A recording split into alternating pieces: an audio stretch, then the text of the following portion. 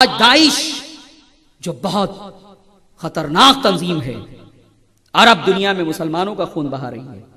کیا پیغمبر عرب کی ان حدیثوں کی بنیاد پہ ان کی حیثیت ہمیں سمجھ میں نہیں آ رہی؟ مسلمانوں کا خون بہا رہی ہے یہ دہشت گرد. کیوں مسلمان ہو کے مسلمانوں کا خون بہا رہے ہیں؟ اس لیے کہ مسلمان ہے ہی نہیں پیغمبر عرب کے قول کے مطابق.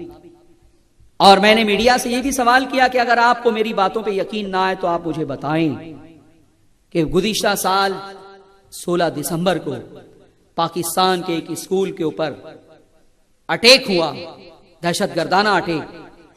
وہ اٹیک کرنے والے کون تھے؟ وہ حملہ کرنے والے کون تھے؟ اور جن کے اوپر اٹیک کیا گیا وہ کس کے بچے تھے؟ اس اسکول میں ننھے ننھے بچے پڑھتے تھے، ننھے ننھے بچے تھے. بڑی بے دردی کے ساتھ بے شمار بچوں کو بھون دیا انہوں نے.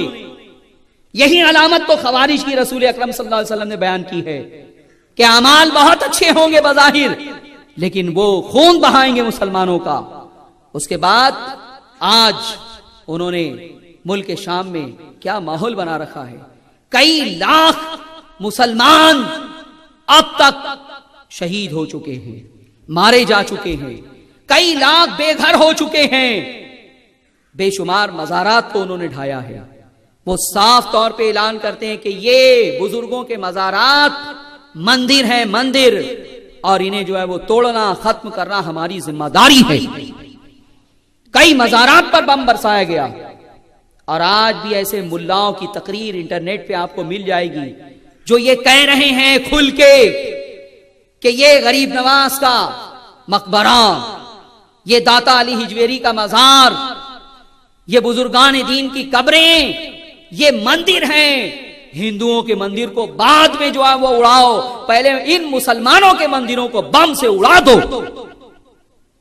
کیا ملاؤں کی یہ تقریر جو میں کوٹ کر رہا ہوں انٹرنیٹ پہ موجود نہیں ہے؟ وہ مسلمانوں کو مشرک قرار دے رہے ہیں، مسلمانوں کے لیے مصیبت بنے ہوئے ہیں. اور اس کے بعد میرے عزیزوں اور میرے دوستوں، مسلمانوں کا ہی خون بہا رہے ہیں. آج وہ تصویر آپ نے دیکھی ہے جس نے دنیا کے کروڑوں اربوں انسانوں کے دل کو دہلا دیا. کون سی تصویر؟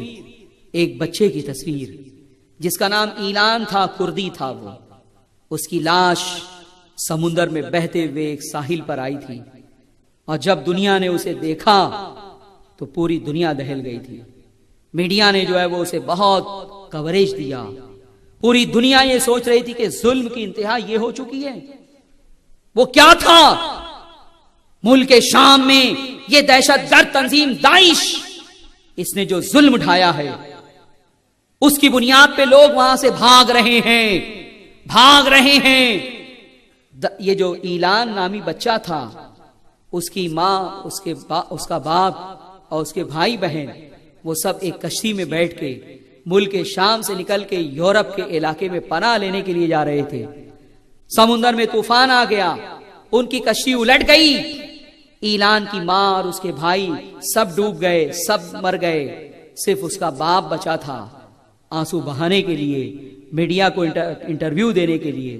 پھر اس نے بتایا کہ داعش کے ظلم سے بچنے کے لیے، ان کے شر سے بچنے کے لیے میں اپنے کنبے کو لے کے یہاں سے نکلنا چاہ رہا تھا کہ شاید اللہ کی زمین پر کہیں اور مجھے سکون مل جائے، امن مل جائے، نجات مل جائے.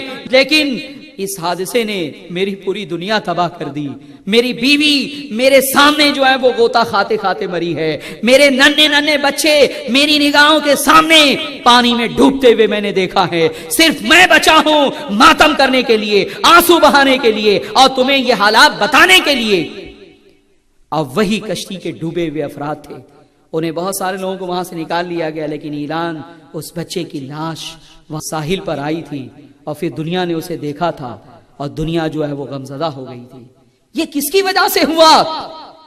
آج لاکھوں افراد جو شام سے نکل کے یورپ جا رہے ہیں. عیسائیوں کا علاقہ ہے یورپ، کرسچین کا علاقہ ہے یورپ، لیکن جرمنی نے کہا کہ ہم پناہ دیں گے تمہیں، فرانس نے کہا کہ ہم پناہ دیں گے تمہیں، برطانیہ نے کہا کہ ہم پناہ دیں گے تمہیں، اور سب نے ایک لمٹ دی، کسی نے 5,000، کسی نے 10,000، کسی نے 15,000، کسی نے 20,000۔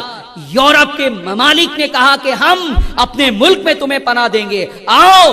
بہت سارے شام سے نکل کے، شام کے عرب کے مسلمان یورپ کی سرزمین پہ جا رہے ہیں پناہ لینے کے لیے۔